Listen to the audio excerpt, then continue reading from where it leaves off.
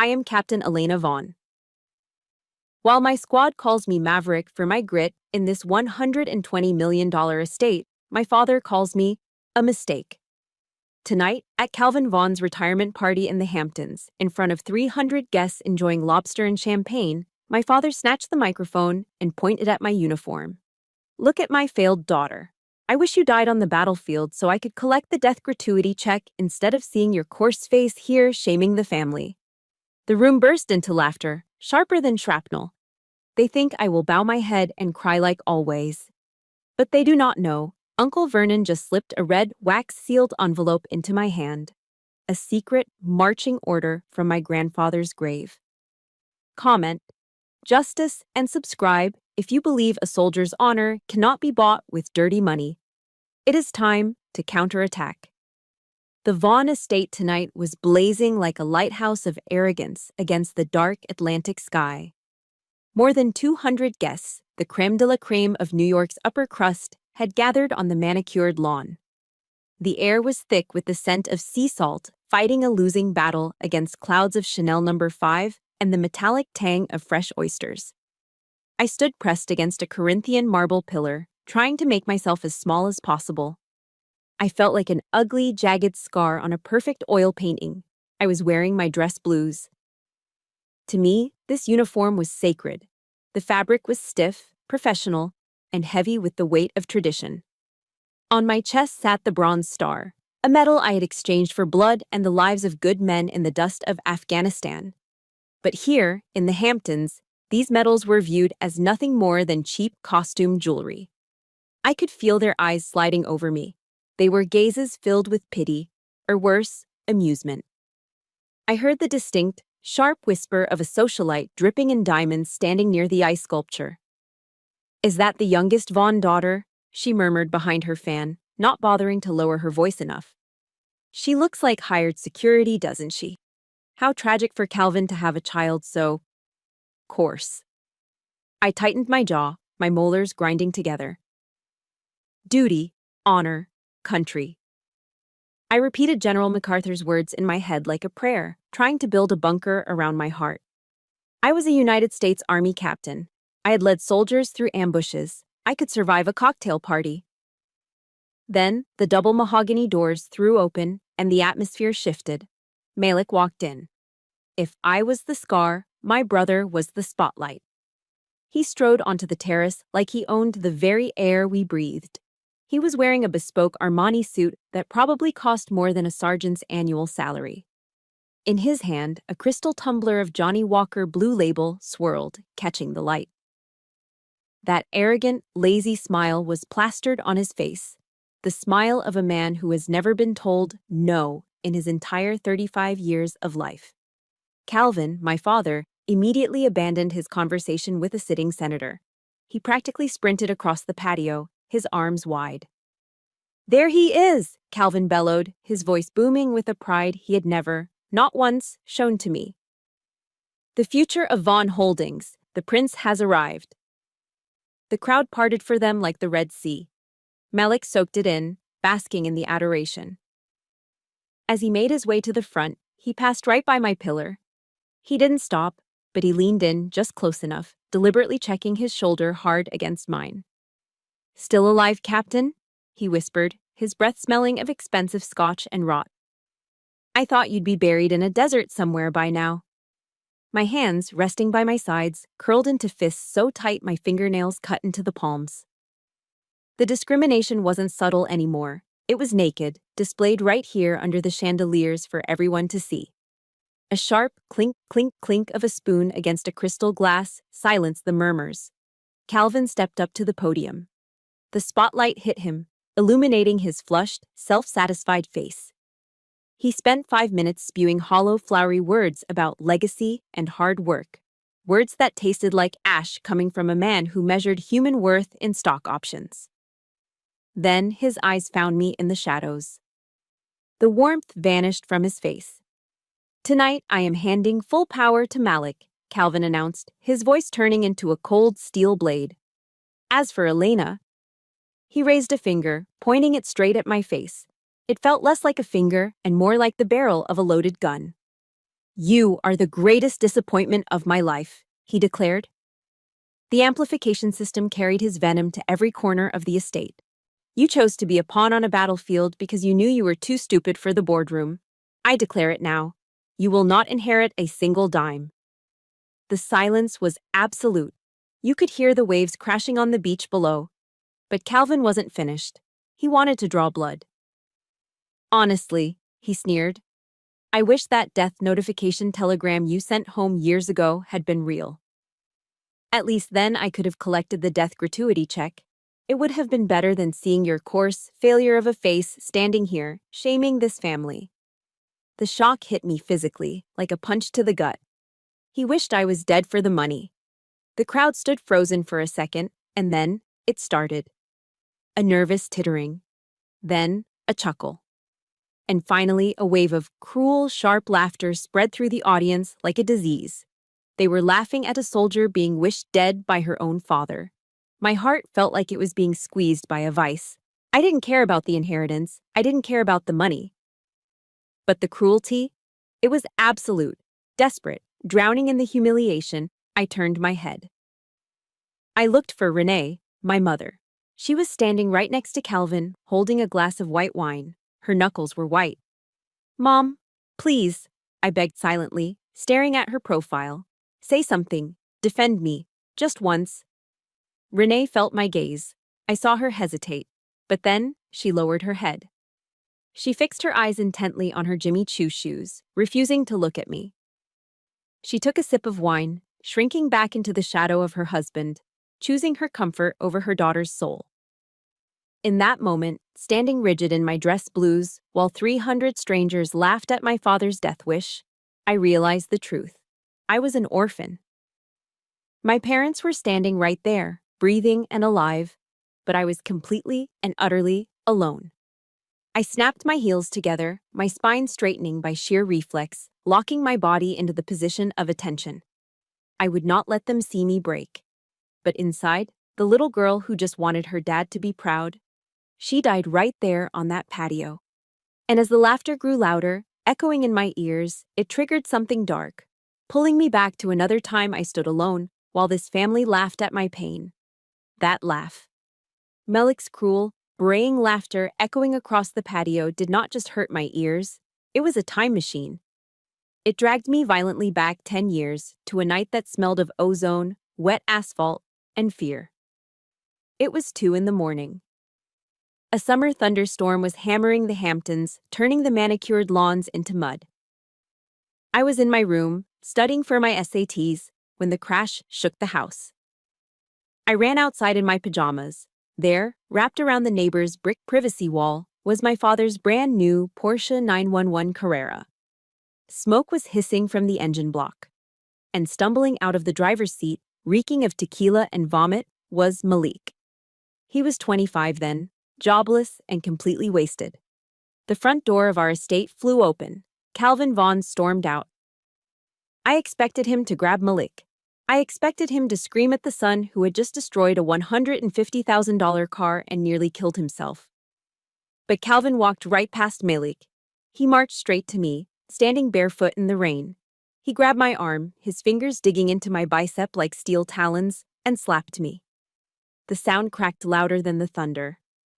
Why weren't you watching him? Calvin screamed, his face purple with rage. You useless parasite!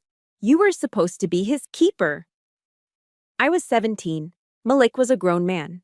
Yet, in the twisted logic of the Vaughan household, his sins were my failures. When the police lights flashed blue against the rain, Calvin didn't panic. He went into CEO mode. He pulled the officers aside. I watched him write a check, his movements calm and practiced. Then he walked back to us. Elena was driving, he told the officers, pointing at me. My blood ran cold. Dad, no, I whispered. I don't even have my license yet. Malik is applying to the Ivy League next month, Calvin hissed into my ear, his voice low and dangerous. We are not letting a DUI ruin his future. You are a minor. The record will be sealed. You take the fall, or you get out of my house tonight. So, I took the fall. I stood in front of a judge and lied to protect the golden child. That juvenile record became a stain. A dirty mark I had to work 10 times harder than anyone else to scrub clean just to get a nomination for West Point. That was the moment I realized the truth. In this family, Malik was the asset, and I was the liability insurance. The day I received my acceptance letter to the United States Military Academy at West Point, I foolishly thought things would change. I ran into Calvin's study, placing the heavy cream-colored envelope on his mahogany desk. I was beaming, waiting for a "well done," or even just a nod. Calvin barely looked up from his Wall Street journal. He glanced at the United States Army seal and scoffed. "Good," he muttered. "The military is the dumping ground for society's rejects. At least you will stop eating my food. Just don't expect me to come to your little parade." He didn't know that I wasn't running away. I was running towards something he could never buy. While Malik was burning through trust fund money throwing debauched parties in Manhattan penthouses, I was crawling through mud under barbed wire. While Malik was snorting lines in club bathrooms, I was learning how to lead men and women through the valley of the shadow of death. I built my honor from the dirt up. But the silence was the worst weapon. During my deployment to Afghanistan, in the freezing nights of the Kandahar province, I wrote home. I wrote hundreds of letters. I poured my heart out onto paper, describing the terror of mortar attacks, the dust that coated my lungs, and my desperate hope that my family was safe. I never received a single reply. Not one. For years, I thought they were just busy. It wasn't until a housekeeper whispered the truth to me years later that I understood. Calvin had intercepted every letter. He threw them, unopened, into the fireplace. "Don't let her whining spoil the mood of the house," he had told my mother. Tonight, watching Calvin wrap his arm around Malik, I felt that old, familiar coldness in my chest. It was the same coldness I felt in the bunker, clutching a crumpled, water-damaged photo of a family that had emotionally executed me long ago. And for what? To protect a lie. Calvin always bragged that Malik was a business genius. But I had seen the books. My military training taught me to analyze intelligence, and the intelligence on Vaughan Holdings was terrifying. Every project Malik touched bled money. He had lost millions on failed tech startups and bad real estate deals. Calvin was covering it up. He was siphoning money from the corporate emergency reserves to plug the holes in Malik's sinking ship. I had tried to warn him during my last leave. "Dad," I had said, showing him the spreadsheets. "This is unsustainable. You are bleeding the company dry." He had laughed in my face. "You just know how to shoot a gun, Elena. What do you know about macroeconomics?" His blindness was total. He was willing to bankrupt his legacy just to avoid admitting his son was a failure. I looked at them now, the father who wished me dead and the brother who stole my life. The scripture my chaplain used to read to me came flooding back, Psalm 27, verse 10. "When my father and my mother forsake me, then the Lord will take me up." I realized then that I could not save people who were determined to drown. I had spent my life being the scapegoat, the fixer, the punching bag. But the debt was paid. If you have ever been the one cleaning up the mess while being treated like the dirt, please hit that like button and comment, "Stand tall" below. Let me know I am not shouting into the void tonight. I took a deep breath, letting the memories settle like dust after a storm. The sadness was evaporating, replaced by the cold, hard clarity of a soldier who realizes the diplomatic mission has failed. It was time to retreat from this toxic territory. I turned my back on the podium, ready to walk away forever. But fate and my Uncle Vernon had other plans. I did not run. A soldier does not run from the enemy. She conducts a tactical withdrawal.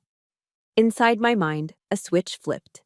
The hurt child who wanted her father's love was shoved into a locker, and the captain took command. I executed a sharp, about-face movement, my heels pivoting on the polished marble with a snap that would have satisfied my drill sergeants at West Point. I marched toward the exit. My dress shoes, with their hard military soles, struck the floor with a rhythmic, hollow clack, clack, clack that cut through the soft jazz and the murmuring crowd. I kept my chin parallel to the ground, my eyes fixed on the double brass handles of the main entrance. I was exfiltrating a hostile zone. But Malik wasn't finished. He was high on adrenaline and cheap power, and he wanted to make sure the wound was fatal. "Don't forget to use the back door, Elena." His voice boomed over the speakers, distorted by feedback. "The front entrance is for VIPs, not for security staff, and hey, make sure you return that costume to the surplus store before you go back to the barracks. You look like a man in that thing." The crowd laughed again. It was a wet, sloppy sound, fueled by free champagne and the cruelty of the mob. The humiliation chased me down the hallway, nipping at my heels like a pack of wild dogs. Every instinct in my body screamed at me to sprint, to burst through those doors, jump into my old pickup truck, and drive until the gas tank ran dry. I reached the door. My hand closed around the cold, heavy brass handle. I was 1 second away from freedom. Suddenly, a hand clamped onto my forearm. It wasn't a violent grip, but it was firm, like iron wrapped in velvet. I spun around, defensive instincts flaring, ready to strike. It was Uncle Vernon. Calvin's younger brother, the family's chief legal counsel, stood in the shadows of the grand staircase. He looked nothing like my father. Where Calvin was round, loud, and flushed with excess, Vernon was gaunt, gray, and silent. He smelled of old law books and stale tobacco. He had spent 40 years cleaning up the Vaughan family's messes, his face a permanent mask of neutral exhaustion. "Don't go just yet, soldier," Vernon rasped. His voice was rough, like gravel crunching under tires. He pulled me deeper into the alcove, away from the prying eyes of the waitstaff. "You walk out that door now, and they win. You become exactly what they say you are, a runaway, a failure." "They made their choice, Vernon," I said, my voice shaking with suppressed rage. "I have no business here." "Correct. You have no business with them," Vernon agreed, adjusting his wire-rimmed glasses. "But you have business with him." He reached into the inner pocket of his charcoal suit jacket and pulled out a thick, heavy envelope. It wasn't the crisp white stationery of the modern Vaughan Holdings legal department. This paper was cream-colored, textured, and slightly yellowed with age. But it was the seal that stopped my heart. On the back, holding the flap shut, was a blob of red wax. Pressed into the wax was the impression of a soaring eagle, the original family crest my grandfather used before Calvin rebranded everything with modern, soulless logos. "This isn't a parting gift," Vernon whispered, pressing the envelope into my hands.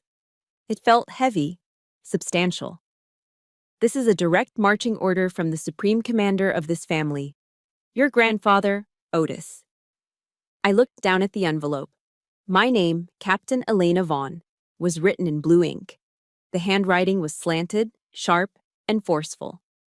I hadn't seen that handwriting in 10 years, not since the day of his funeral.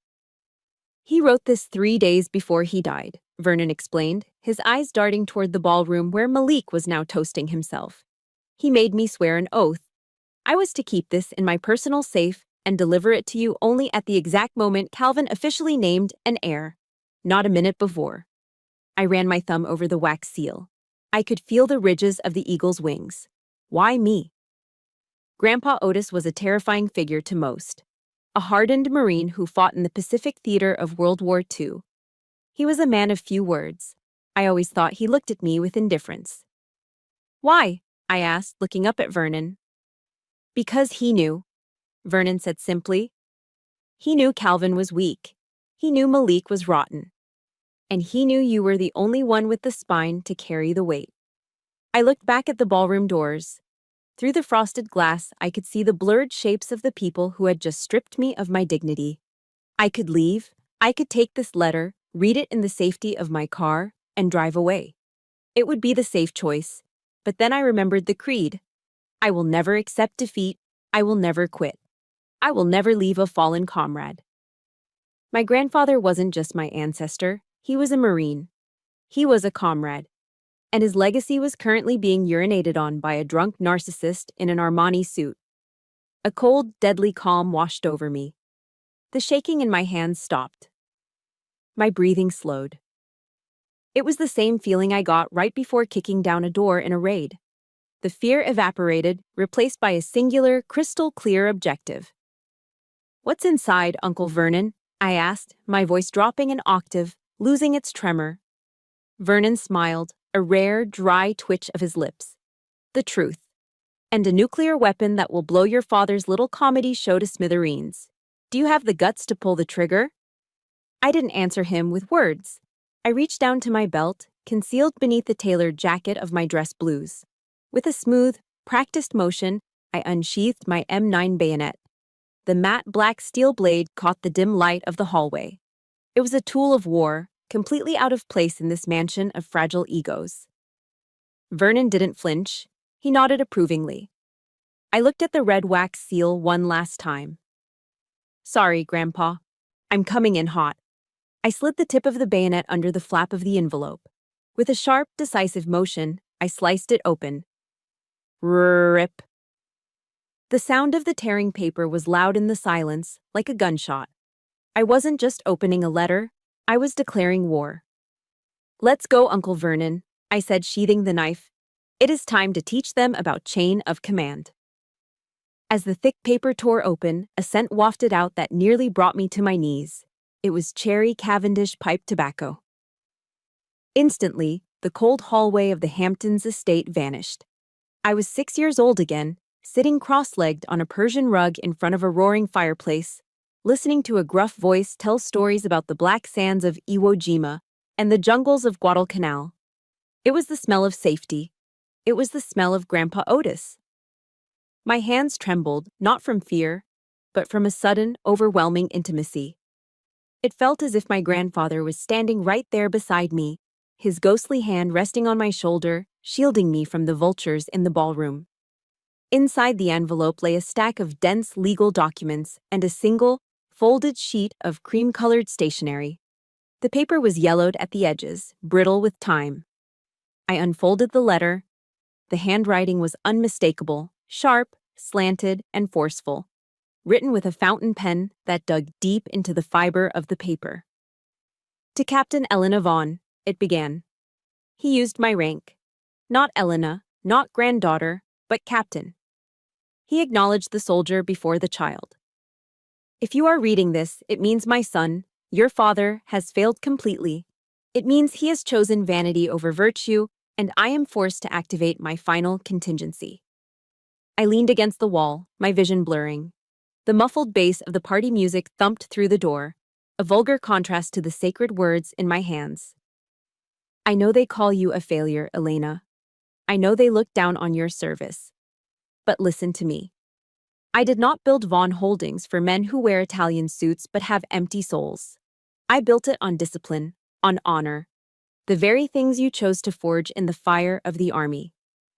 A single tear escaped, hot and fast, tracking through the makeup I had applied so carefully that morning. You didn't join the army to run away, Elena. That was the test.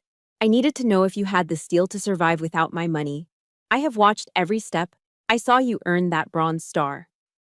While your parents see a mistake, I see the only stone left in this family capable of bearing the weight of my legacy. You are not the black sheep, soldier. You are the shepherd. I choked back a sob. For 10 years, I believed I was unloved. I thought I was garbage. But the old man, the founder of this empire, had been watching me from the shadows the whole time.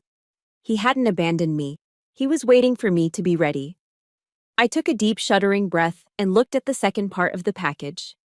Underneath the letter was a dossier compiled by a private investigator. It was dated just weeks before Otis died. I flipped through the pages, and the sadness in my chest hardened into a cold, jagged rock of fury. It was a forensic accounting of corruption. There were bank statements showing unauthorized transfers. Calvin hadn't just made bad business decisions, he was a thief. He had siphoned over $40 million from the employee pension fund. He was stealing the retirement savings of the janitors, the secretaries, and the mid-level managers, the people who actually worked for a living, to cover his tracks. And what was he covering? I turned the page and saw a medical file from the Blue Horizon Clinic in Zurich, Switzerland. Patient, Malik Vaughan. Admitted, August 2014. Diagnosis, acute heroin addiction. Patient, Malik Vaughan. Admitted, December 2015. Relapse. Patient, Malik Vaughan. Admitted, July 2018. Methamphetamine psychosis, 3 times. My parents had spent millions of stolen pension dollars to hide Malik in a 5-star rehab resort in the Swiss Alps, all while telling the world he was on business trips. They had committed federal crimes to protect a junkie and destroy a soldier. I closed the folder. My hand was steady now. The trembling was gone. Calvin wasn't just a cruel father, he was a criminal. He was standing on that stage right now, celebrating a career built on fraud, preparing to hand the detonator to a bomb named Malik. I carefully refolded the letter from Grandpa Otis. I unbuttoned the left breast pocket of my dress blues, the pocket that sat directly over my heart, and slid the letter inside. It felt like armor. I wiped the tear tracks from my cheeks with the back of my hand. There was no more room for sadness. Sadness was for victims. I was no longer a victim. I was the sword of justice that Otis Vaughan had left behind. I turned to Uncle Vernon. The old lawyer was watching me, a grim satisfaction in his eyes. "Uncle Vernon," I said, my voice dropping into the low, commanding register I used when briefing my platoon before a raid. "Do you have the original corporate bylaws with you?" Vernon tapped the side of his leather briefcase. "Always, Captain. Certified and notarized." I nodded. I reached down and smoothed the front of my jacket. I checked the alignment of my ribbons. I brushed a speck of invisible dust from my trousers. I stood up to my full height, feeling the steel in my spine that the Army had installed and Grandpa Otis had tempered. "Good," I said, staring at the double doors. "Then we are going back in." Vernon stepped forward to open the door, but I held up a hand. "No," I said. "I'll open it. It is time to teach them a lesson about the chain of command." I gripped the cold brass handle again. This time, I wasn't leaving. I was breaching. The double doors swung open for the second time that night. But this time, there was no announcement, no applause, and definitely no laughter. I stepped across the threshold, Uncle Vernon flanking me on my right like a silent chief of staff. The soft, ambient jazz music was still playing, but the conversation in the room died instantly. Clack, clack, clack. My heels struck the marble floor with a rhythmic, military cadence that cut through the silence like a metronome, counting down to an explosion. I didn't look at the guests. I didn't look at the waiters holding trays of caviar. My eyes were locked on 2 targets standing on the raised platform at the far end of the room, Calvin and Malik. The crowd parted. They didn't move out of respect. They moved out of an instinctive, primal fear. They could feel the shift in atmospheric pressure. I wasn't the sad, rejected daughter anymore. I was a storm front moving in. Malik was the first to spot me. He was leaning against the DJ booth, holding a magnum bottle of champagne like a club, swaying slightly on his feet. His eyes narrowed, and a cruel, sloppy grin spread across his face. "Oh, look!" he shouted into his microphone, the feedback whining sharply. The brave little toy soldier came back. "What's the matter, Elena? Did you forget to ask Dad for bus fare? Or did you come back to beg the kitchen staff for a doggy bag to take back to your barracks?" A few sycophants near the front laughed, but it was nervous laughter. I didn't break stride. I walked straight up to him until I was standing toe to toe. Malik stepped down from the platform, blocking my path. He towered over me in his heels and height, smelling of sweat and expensive cologne. He looked down at my pristine dress blues with utter contempt. "You think wearing this Halloween costume scares anyone?" he sneered. "You look ridiculous." Then he did the unthinkable. Time seemed to slow down. I saw his hand tilt the giant green bottle. I saw the liquid slosh over the rim. "Have a drink, loser," he mumbled.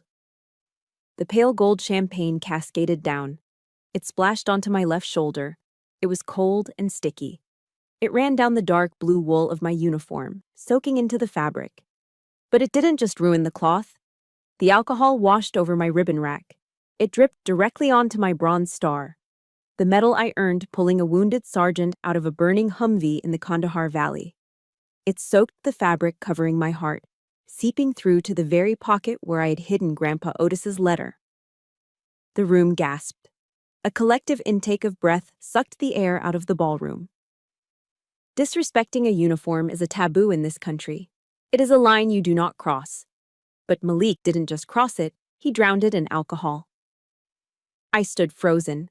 I didn't flinch. I let the wine drip from my hem onto the floor, creating a puddle of evidence. I looked past Malik, straight at my father. Calvin was watching the whole thing from 5 feet away. I waited for the outrage. I waited for him to slap the bottle out of his son's hand. I waited for him to defend the uniform of the country that made him rich. Calvin just shrugged. He brought the microphone to his lips, looking bored. "Come on, Malik," he sighed, his voice echoing over the speakers. "Don't waste the vintage. That is a $300 bottle. Besides, that suit she's wearing is probably a rental from a pawn shop anyway. Elena, go wipe yourself off in the servants' quarters. You are ruining the vibe." My stomach turned over, but the final dagger came from Renee.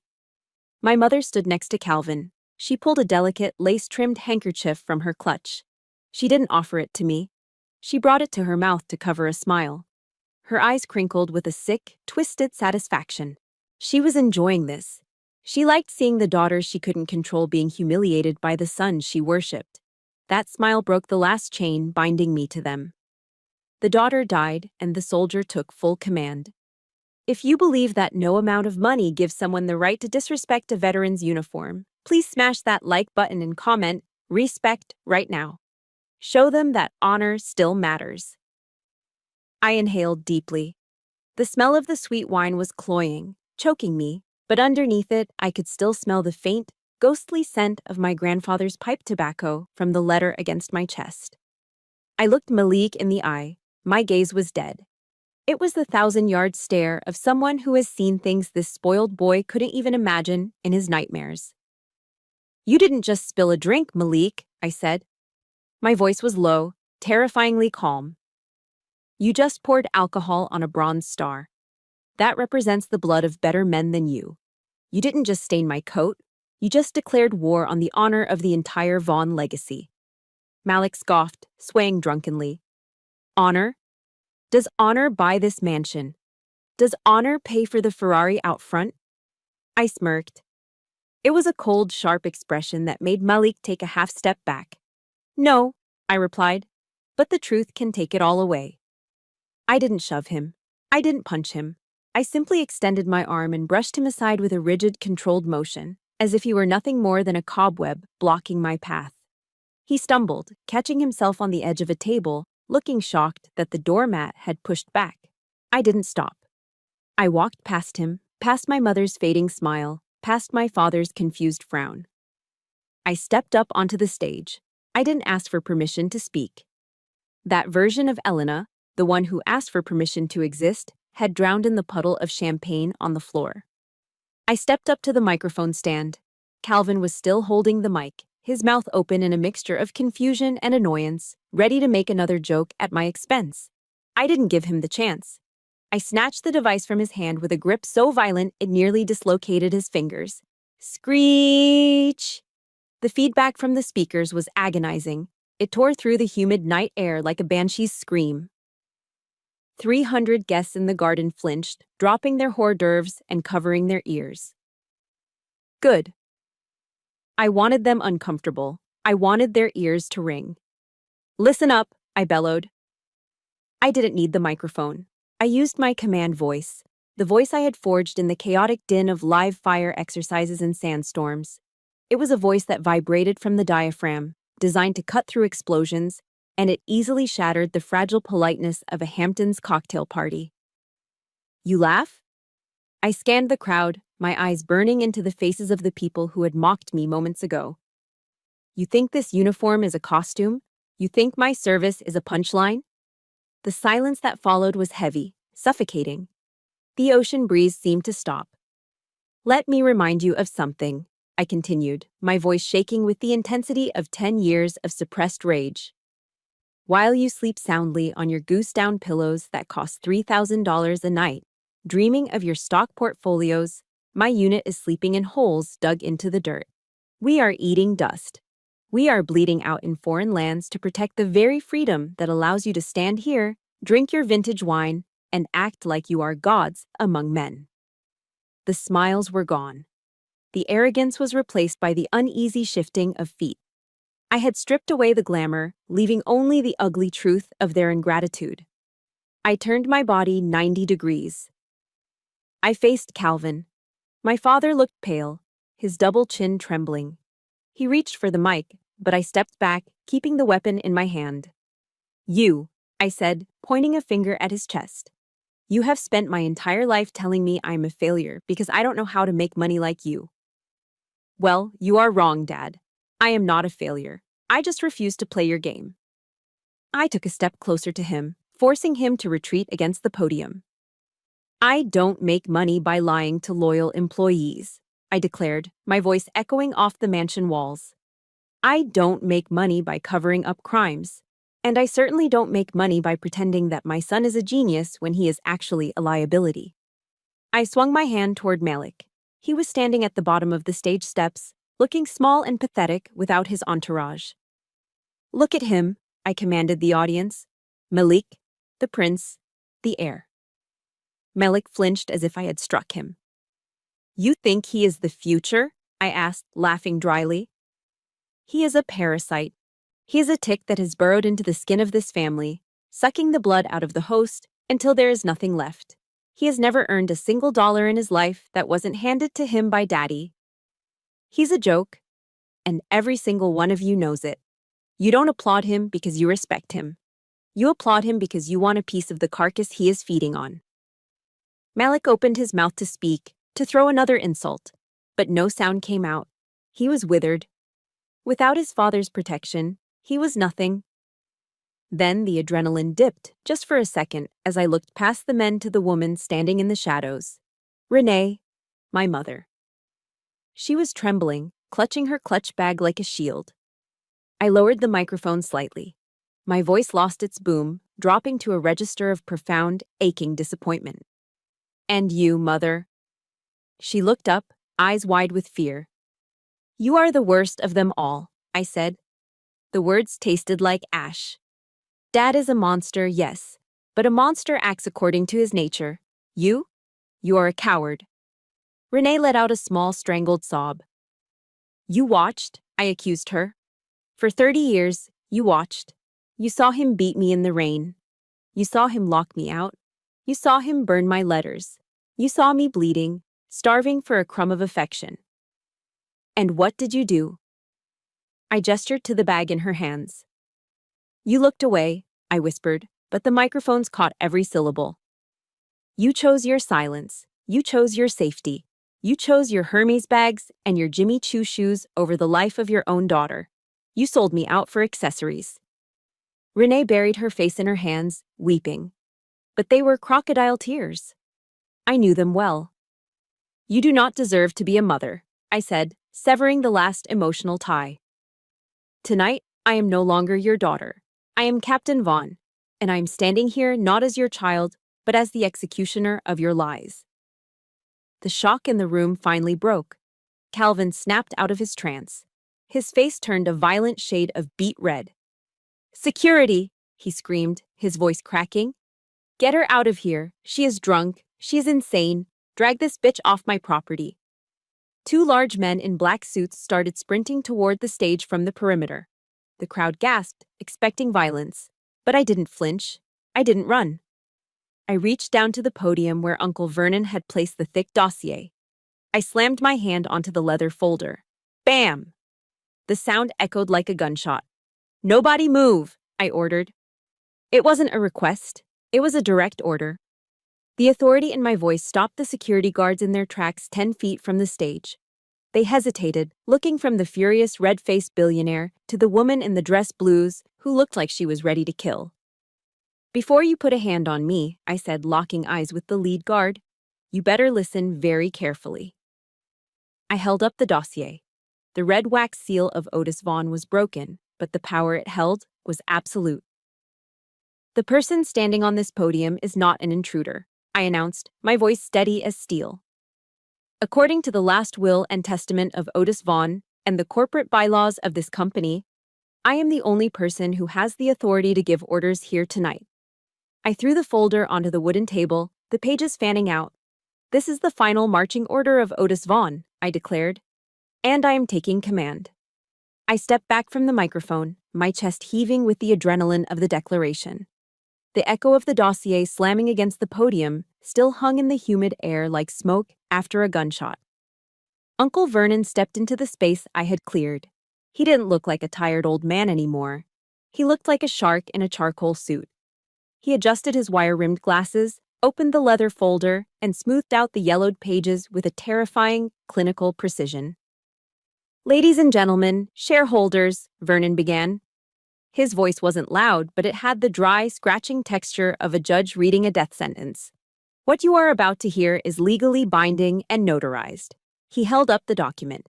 "This is the codicil to the last will and testament of Otis Vaughan, dated October 2010. It states that the controlling 51% of voting shares in Vaughan Holdings is not owned by Calvin. It is held in an irrevocable family trust." Calvin scoffed from the side of the stage, though his laugh sounded wet and nervous. "This is boring legal jargon, Vernon. Nobody cares. Sit down." Vernon ignored him. Section 4, Paragraph C. The Morality Clause. It stipulates that if the current trustee, that would be you, Calvin, commits financial fraud or attempts to appoint a successor who is mentally incapacitated or has a criminal history, the trust automatically dissolves its current leadership. "That is a lie!" Calvin screamed, lunging forward. But I stepped in his path, my hand resting on my belt. He stopped short. "I am his only son. I am the only heir." Vernon looked over the rim of his glasses. The temperature in the room seemed to drop 10 degrees. "Yes, Calvin," Vernon said, his voice dripping with ice. "You are his only son, but you are not his only soldier." Vernon reached into his pocket and pulled out a remote control. He pointed it at the massive projection screen behind us, the one intended to display a montage of Malik's glorious life. Click. The screen flickered. The photo of Malik on a yacht vanished. In its place appeared a scanned medical document with a distinct Swiss letterhead: Blue Horizon Clinic, Zurich. The crowd gasped. Blue Horizon was where the ultra-wealthy sent their problems to disappear. "Exhibit A," Vernon narrated calmly. "Malik Vaughan's admission records, diagnosis, severe heroin dependence and antisocial personality disorder. 3 stays in 4 years. Cost, $1.2 million. Malik dropped the magnum of champagne. It shattered on the marble floor, the sound exploding like a grenade. Glass shards flew everywhere, but he didn't move. He stood frozen, his jaw unhinged, looking like a ghost. "That is private medical information," Calvin shrieked, his face turning a dangerous shade of purple. "I will sue you. I will sue everyone." "You can't sue with money you don't have, Calvin," Vernon replied. Click. The screen changed again. This was the kill shot. It was a complex spreadsheet, but the highlighted red columns were simple enough for a child to understand. "Exhibit B," Vernon announced. "Forensic accounting of the Vaughan Holdings Employee Pension Fund." A ripple of genuine panic went through the crowd. These were investors. These were board members. The words pension fund triggered a primal fear in the room. To pay for Malik's rehab, his Ferraris, and his silenced lawsuits, Vernon explained, pointing to the red numbers. Calvin has systematically embezzled $40 million from the retirement savings of our workforce. The silence broke. It shattered into a roar of outrage. "$40 million," a man in the front row shouted. "That's federal prison time." "My stock," a woman screamed. "He destroyed the stock value." The glamorous facade of the Vaughan empire crumbled in seconds. It wasn't a dynasty. It was a Ponzi scheme run by a narcissist to pamper a junkie. Vernon turned to me. He closed the folder with a soft thud. "Therefore," he said, his voice cutting through the noise, "pursuant to the instructions of Otis Vaughan, the position of trustee and the controlling 51% interest immediately transfer to the reserve beneficiary." He gestured to me. "Captain Elena Vaughan." I stood there, soaked in sticky champagne, smelling of alcohol and sweat, my hair a mess. But I had never felt taller. I didn't need a crown. The truth was my crown. As majority shareholder, Vernon continued, Captain Vaughan has absolute veto power over all executive decisions, effective immediately. I looked at Calvin. The arrogant tyrant who had wished me dead was gone. In his place was a trembling, broken old man slumping into a chair, realizing that his greed had just eaten him alive. Malik was on his knees, trying to pick up the pieces of the broken bottle, cutting his hands on the glass, weeping silently. The prince had fallen. I walked back to the microphone. The crowd quieted down instantly. They weren't looking at the outcast anymore. They were looking at the boss. "The party is over," I said. My voice was calm, devoid of anger. I didn't need to be angry. I had won. "And the reign of greed is over. Starting tomorrow morning, Vaughan Holdings will undergo a complete federal audit. Every penny stolen from the pension fund will be returned, even if I have to liquidate this entire estate to do it." I looked down at the two men who shared my DNA, but not my heart. "Now," I said, turning my gaze to the security team standing confused at the perimeter. "Mike, escort the former CEO and his son off my property." I pointed to the gate. "Immediately." Calvin Vaughan turned a shade of violent crimson, looking like a man on the verge of a cardiac event. He pointed a trembling finger at me, veins bulging in his neck, and screamed at the private security team stationed around the perimeter of the ballroom. "Arrest her," he bellowed, his voice cracking with desperation. "I pay your salaries. I pay for your protection. Get this crazy bitch and that old lawyer off my property right now. Throw them in the street." The room went deathly silent. The only sound was the heavy breathing of a panicked billionaire. 4 large men in black tactical suits stepped away from the walls. They were imposing, built like linebackers, with earpieces coiling down their necks. They began to march toward the podium. The crowd held its breath. This was it. Money versus paper. I didn't flinch. I didn't reach for a weapon. Instead, I shifted my feet, spreading them shoulder-width apart, and clasped my hands behind my back in the standard military position of parade rest. I locked eyes with the man leading the charge. His name was Mike. I knew his file. He wasn't just a rent-a-cop. He was a former Army Ranger who had done 3 tours in Iraq. "Mike," I said. My voice was calm, conversational, yet it carried across the room with absolute authority. "You know the general orders. Who do you serve, Sergeant? The man who signs the check or the Constitution?" Mike stopped 10 feet from the stage. The 3 men behind him halted in unison, their discipline overriding their orders from Calvin. The air in the room was pulled tight as a piano wire. Calvin was panting, looking back and forth between us. "What are you doing? I gave you a direct order. Grab her." Mike looked at Calvin, then he looked at me. He looked at the bronze star pinned to my chest, stained with sticky champagne, but shining under the stage lights. He looked at the frantic, dishonorable man screaming for violence against his own daughter. Then, the plot twisted. Mike snapped his heels together. Clack. He stood at perfect attention, rigid as a board. He raised his right hand, fingers flat and aligned, bringing the tip of his forefinger to the brim of his imaginary cover in a crisp, sharp salute. "Good evening, Captain," Mike said, his voice ringing out. "Ma'am." Behind him, the 3 other guards, all veterans, snapped to attention and saluted. Calvin's jaw dropped. He looked like he had been slapped in the face with a wet fish. Mike lowered his hand and turned to face my father. His demeanor shifted from soldier to enforcer. "I apologize, Mr. Vaughan," Mike said, his tone icy. "We are contracted to protect the assets and leadership of Vaughan Holdings. According to the legal documents just presented by corporate counsel, Captain Elena is the legal owner of this estate. That makes you a trespasser." "Trespasser?" Calvin sputtered. "I built this house." "You are currently disturbing the peace and threatening the owner," Mike continued, stepping into Calvin's personal space. "I suggest you stand down." It was the ultimate humiliation. Calvin realized in that split second that his millions could buy muscle, but they couldn't buy loyalty. He had lost the room. He had lost the physical force. But we weren't done. From the main entrance, the heavy double doors flew open with a force that rattled the hinges. A dozen figures swarmed into the ballroom. They weren't wearing tuxedos. They were wearing navy blue windbreakers with 3 yellow capital letters emblazoned on the back. FBI. Flanking them were officers from the Securities and Exchange Commission and the IRS Criminal Investigation Division.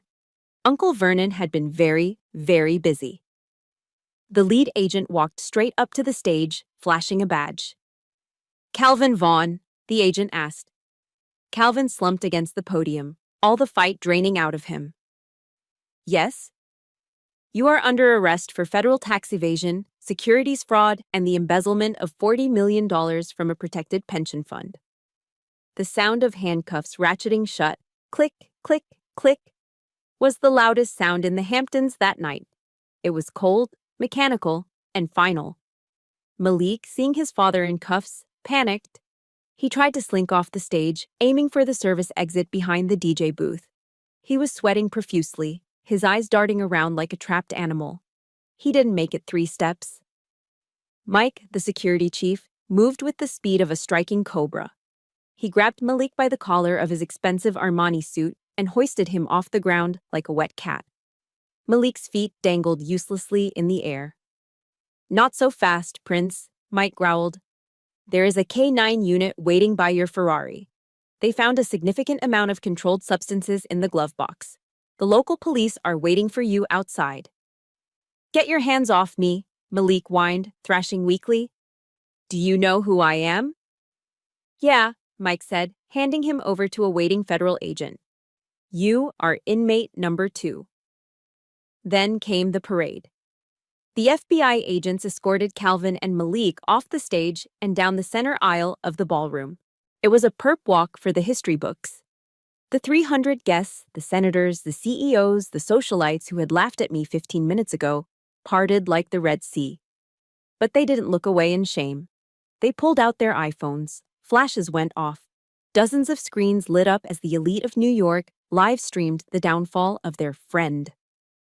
"I can't believe it," I heard a woman whisper, aiming her camera at Calvin's cuffed wrists. "Stealing from the pension fund? Disgusting." They turned on him instantly. The loyalty of the rich is as thin as the rim of a crystal glass. I stood alone on the podium, watching the red and blue emergency lights flickering through the tall windows. I watched the agents press my father's head down to protect it as they shoved him into the back of a black SUV. I didn't smile. I didn't cheer. I didn't feel a surge of joy. I just felt a profound, heavy pity. They had everything: money, power, influence. And they lost it all because they couldn't be decent human beings. The empire of Vaughan Holdings had collapsed in a single night, not because of market forces, but because it was built on a foundation of lies. The sirens wailed, fading into the distance, leaving behind a silence that felt heavier than the noise. Justice had been served. But the cleanup was just beginning. The wail of the police sirens faded into the distance, swallowed by the humid night air of the Hamptons. The ballroom was quiet now. The music had stopped. The 300 guests had fled like rats scuttling from a sinking ship, eager to upload their videos and distance themselves from the scandal. The only sound left was the swish-swish of brooms as the cleaning staff swept up the shards of the broken champagne bottle and the glass from Malik's shattered ego. I stood at the foot of the stage, my adrenaline crashing, leaving me feeling hollowed out. There was one person left. Renee, my mother. She was collapsing on a plush velvet chaise lounge near the ice sculpture, weeping theatrically. Her mascara was running in black rivers down her face, ruining her foundation. When she saw me step down from the podium, she didn't look at me with concern. She didn't ask if I was okay. She didn't offer to help clean the sticky, drying alcohol from my uniform. She lunged at me. Her hands, manicured to perfection, grabbed my wrist with a desperate strength. "Elena," she wailed, her voice shrill. "What have you done? That is your father. You just sent your father to federal prison. Are you insane?" I looked down at her hands clutching my sleeve. They were shaking. "Call Vernon," she demanded, shaking me. "Tell him to stop this. Tell him it was a mistake. We can fix this. We can pay them back quietly."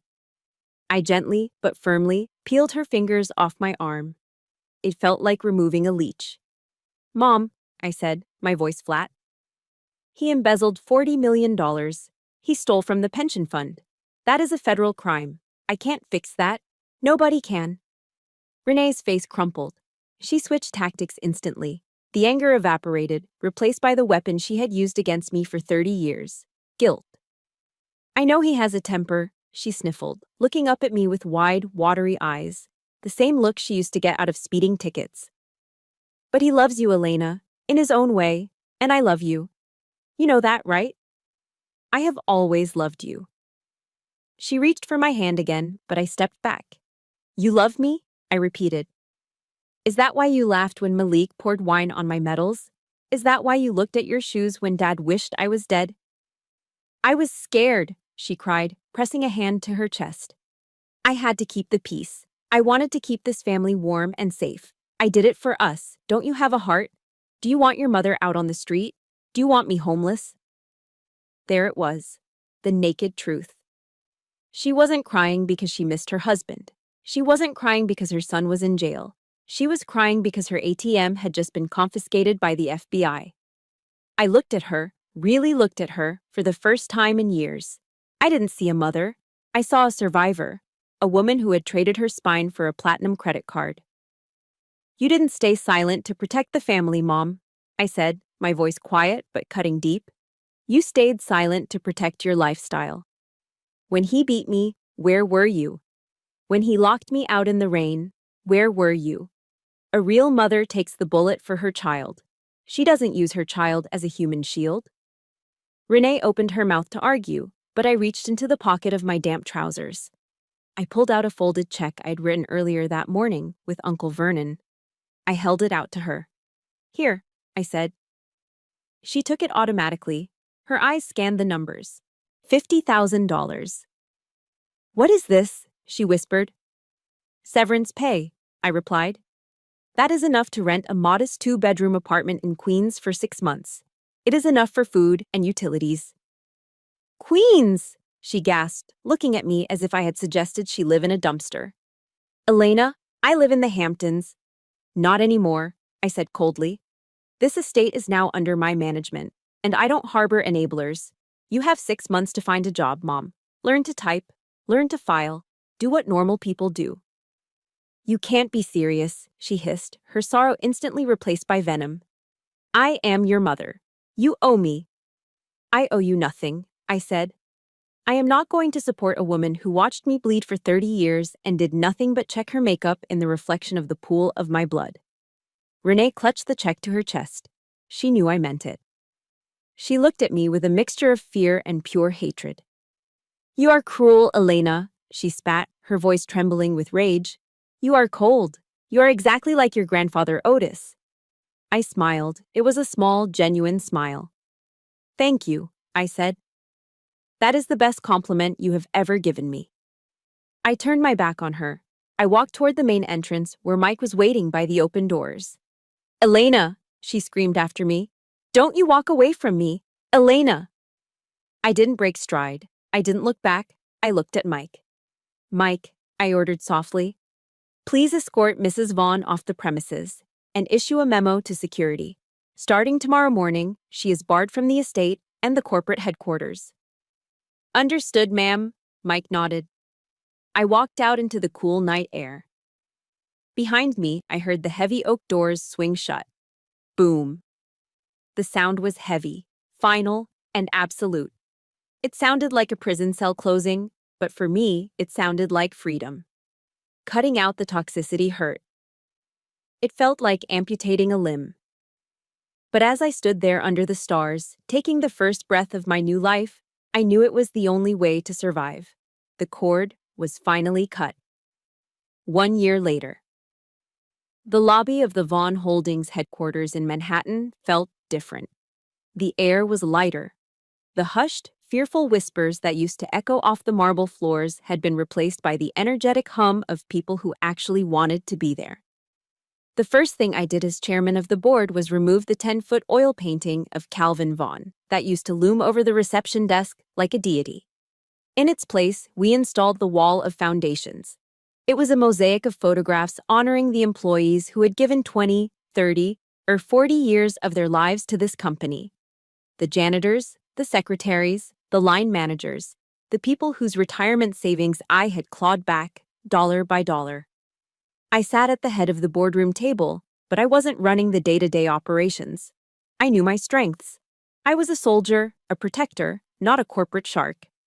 So, I hired a CEO, a brilliant woman from Chicago with a spine of steel and a moral compass that pointed true north. "The pension fund is fully solvent, Madam Chair," she reported, sliding a binder across the mahogany table. "And profits are stable. We aren't making the obscene margins your father did, but we are sleeping better at night." I smiled. That is the only metric I care about. But my real work wasn't in the boardroom. That afternoon, I drove out to the Hamptons. The iron gates of the Vaughan estate swung open, but the gold-plated V was gone. A new, modest wooden sign hung by the entrance, the Otis Recovery Center. I had liquidated the luxury cars. I had auctioned off the art. I used the money to transform the monument of my family's greed into a sanctuary for the broken.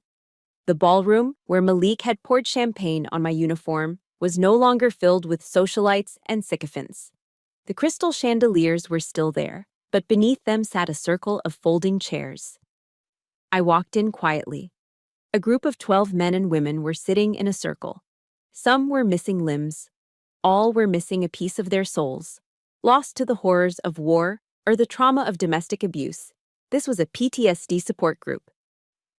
I didn't go to the front. I didn't take a microphone. I took an empty chair in the back of the circle. Here, I wasn't the heiress or the captain. I was just Elena. I listened as a young Marine corporal spoke about his nightmares. The room didn't smell of expensive perfume and judgment anymore. It smelled of stale coffee and raw honesty. For the first time in its history, this house was serving a purpose. It was healing the very wounds my father used to mock. When the session ended, I walked out to the gravel driveway. My ride wasn't a limousine. It was a dusty 3-year-old Ford F-150 pickup truck. Sitting in the passenger seat, tail thumping rhythmically against the door, was Tripod. He was a golden retriever I'd pulled from a kill shelter. He was missing his back left leg, but he had a smile that could light up a blackout. I climbed in and scratched him behind the ears. "Ready to go home, buddy?" We drove away from the ocean, heading inland toward a small cabin tucked away in the woods of upstate New York. It was tiny compared to the mansion, but it had something the estate never had: warmth. As I pulled up the dirt driveway, I saw smoke curling from the stone chimney. A man was chopping wood on the porch. Mark stopped mid-swing and wiped sweat from his forehead. He wasn't a billionaire heir. He was a former Army combat medic. He was the man who had patched up my shrapnel wounds in the Kandahar Valley. He was the only man who had seen me cry in the dirt and never once called me weak. He smiled as I stepped out of the truck. He didn't ask about the stock price. He asked if I was hungry.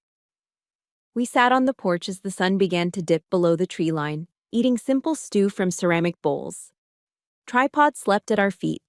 There were no cameras, no press releases, no expectations.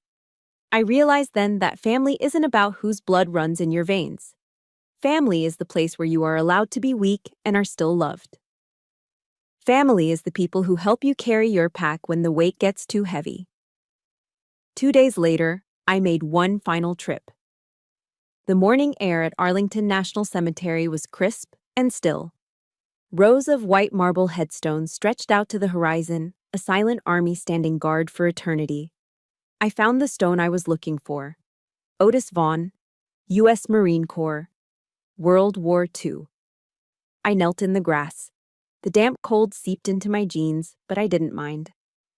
I reached into my jacket pocket and pulled out a photograph.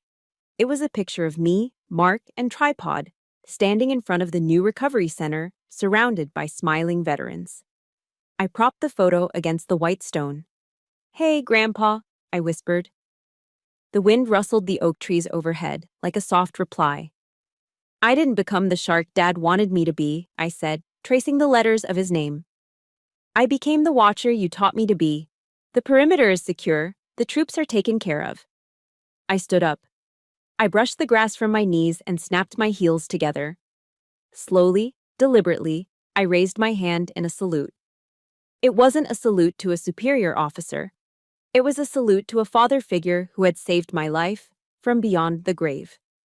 Mission accomplished, sir. I held the salute for a long moment, letting the last of the grief drain away into the hallowed ground. Then, I dropped my hand. I turned around. The sun was setting, painting the sky in streaks of purple and gold. My shadow stretched out long and unbroken across the green grass. I walked toward the exit, my boots crunching softly on the gravel. I didn't look back. I didn't need to. The past was buried. The future was wide open, and for the first time in my life, I was free. Before I sign off, I want to leave you with the most important truth I learned. Not in the army, but in that mansion. We are raised to believe that blood is thicker than water, and that we must endure abuse just because it comes from family. That is a lie. Your worth is never defined by the people who refuse to see your value, even if those people are your parents. True family isn't about DNA, it is about who stands beside you when you are bleeding. If you are the black sheep because you refuse to be toxic, wear that title with pride. It doesn't mean you are broken, it means you were the strong one who finally broke the cycle. Now I want to turn the floor over to you. Have you ever had to make the painful decision to cut ties with a family member to save your own peace? Or have you found your own chosen family in unexpected places, just like I found with Mark? Please share your story in the comments below. I read every single one, and your story might give someone else the courage to stand up. If my battle for justice today gave you hope, please hit that like button and subscribe to the channel. Let's build a community where honor always wins. Until next time, stand tall.